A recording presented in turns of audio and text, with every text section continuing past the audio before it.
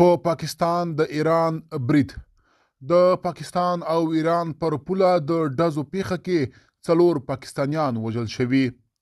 د پاکستان بلوچستان کې د ایران سرحد تر څیرمه واشک سیمه کې د ډزو یوه پیښه کې لږ تر لږه 4 پاکستانیان وژل شوي دي.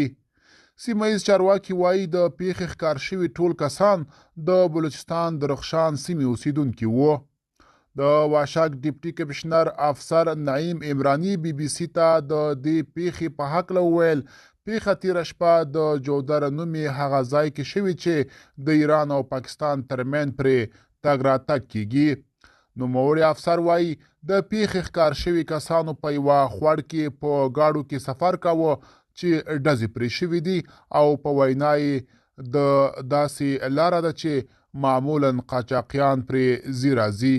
نوموړی زیاتوي د پیښې ځای ته پاکستاني ځواکونه لاسرسی نه لري او دوی په دې هکله پلټنې پیل کړي دي.